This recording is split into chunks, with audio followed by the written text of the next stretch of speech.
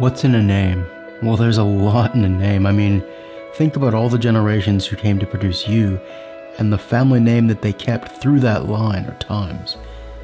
A lot went on, and a lot of thought went into it too, because it defined a lot of who your ancestors were. Take the name Dubois in French, of the woods. This really shows us that France was a wooded country. For it to be it's a very common name in France. And for it to be as common as it is, it tells you a lot. And also, why were so many people living off in the woods? Well, there's a story there. The Gallo-Roman culture. After the fall of, or the disintegration of the Western Roman Empire, a lot of people went out of the cities. They didn't want to be in that kind of moral decay and marauding bands of German nations doing their pillaging and other things. So the people of the woods, Dubois. And Loeffler, in Germany, Loeffler means spooner, someone who made spoons. A lot of people did this, my own people included. That's my grandmother's maiden name. Common in Austria. A lot of people left through the Rhineland going out toward America. Very common in Nebraska, Ohio area, and Pennsylvania, Maryland, going down into Virginia. And a lot of Jews fleeing what happened made this name Loeffler popular in Israel today. I don't know if popular is the right word, but it's common. And it tells you a lot of people were making spoons. Or maybe the spooners had a lot of children. I don't know. But my name is Benjamin, the first name, and my last name I will include in this video. I'm going to go over 10 Cornish names and explain where they come from. And this tells us, I think, a lot about Cornwall as a nation. Let's get into it. The first name, Trelawney. This comes from Trelawne. Tre. It didn't mean town originally, though it became that eventually. It's more of like a settlement, a farmstead. And the lawn, it's cognate with llan in Welsh, a church enclosure. So think of it like the settlement of the church enclosure, someone who comes from that. And there's a lot of those that would have been in Cornwall and even parts of Devon. Oh, I wanted to note that this Tre name is really something that differentiates Cornish from Welsh. You get some elements of this in the southeast of Wales, but it's not really as much a name. This is very specific to Cornwall, and I think it's something that distinguishes it as a nation. The next name, Penhaligon. This is one of my favorite names. I just like the way it sounds. Penhaligon. It means head of the willows, by the end of the willows. And if you think of the English name, Willoughby, that's something similar, I think. My correction, Willoughby means the farmstead amongst the willows. There you go. But Penhaligon, this pen, is all over Cornish and Welsh.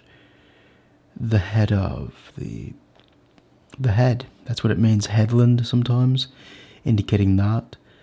But a lot of people would live kind of on the edge of trees so that it sheltered them from the wind. And a lot of people chose to live in areas that sheltered them from the wind. And Cornwall is quite windy. So if you shelter behind trees, the willows, Penhaligon. The next one, Polglaise. The pool, pole, and glass in Cornish. Cornish and Welsh, they both have this word, glass, but the Cornish vowel, it's a bit longer. Glas, glas. So it naturally in English became Polglaise. You don't get that in Welsh. I find that really interesting. This is it's a much longer vowel sound than you get in Welsh. Polglaise. The blue pool, the green pool. And You need water to drink. People living by a pool glass. A blue pool. Next one. Enor. This one has a bit of history behind it I find interesting. Enor means the big land, or the large island. And out west of Cornwall there's a group of little islands called the Isles of Scilly. And this used to be a single island. They used to be, or most of them, used to be a larger island. In Old Cornish it was Enor, the large land out there. And a lot of the people with this name come from that, or at least they have some kind of family from that. But also it could mean just someone from an island. Anur, in the water, or an Ennis, in an island, over time, that are kind of attached to it. And they moved to the mainland, of course, over time because they wanted more prosperity. Chenoweth. This is a very squished together sound of chi, knoweth. New house, chi house, knoweth, new. New house. People in Cornwall, just like in Wales, often took their names from the house that they lived in. Nonce. I'm not using a swear word here. If you're British, you understand what I mean. Americans, go look it up. Nonce is a valley. Okay, and there's a cognate in Welsh that actually explains a lot of this as well. Nant is a little winding brook or stream, usually in a type of valley that's very telling of what this kind of valley is. Nonce. It's usually a steeper, rounded valley that you have a little brook in. Not always in Cornish. They are different languages. But it means a valley, and there are quite a few valleys in Cornwall. Next one. Angov. The blacksmith. Quite a couple famous people in Cornish history regarding, well, one regarding rebellions. Look that up. But Angov, the blacksmith. Like in Welsh, people in Cornish would have been known by their profession, and it would have become their name over time and passed down as a family name. The blacksmith, the smith, Angov. Next one. Roskelly. This means the moor, the grove of the moor. Now, Ros, like in Welsh, means moor, moorland. Kelly in Cornish means a grove, cognate with Welsh, gelli. And there's a lot of moorland, and there would have been like little groves and clumps around them, and naturally, the people would have lived near them to get a bit of shelter from the wind again. And that became their name over time. Who's that over there? Oh, the people Roskelly. The people of the grove on the moor. Yeah? Next one. Pasco. This one's quite easy. Pasch means Easter or Passover in Cornish, but they weren't Jewish. They would have been Christian in the sense. Easter. And Pasco is like a nickname kind of ending. Children born on Easter or around that time. And you get this a lot in like French, Occitan, Catalan. The name Pascal is the same thing. Easter children. It tells you a lot about the Cornish people in that this is similar to the Latin Roman tradition.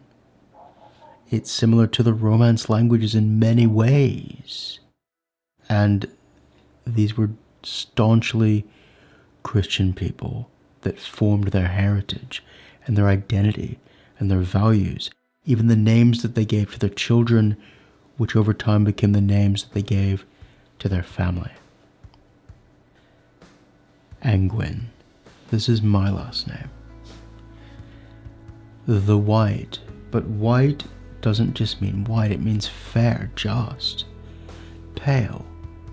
All of those. It's a connotation that's included with the word. It has two different meanings there. And Gwyn, the fair-headed one usually, but it could mean someone who's very just and right and fair in his dealings.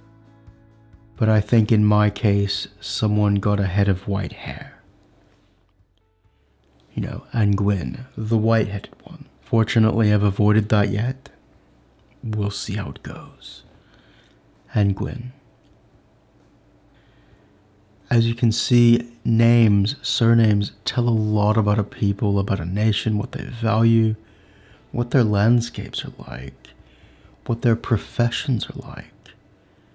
And if you'd like me to run over a few common last names in a specific language, let me know down in the comments. And if you haven't yet, subscribe or even buy me a coffee on Buy Me a Coffee. We'll see you next time.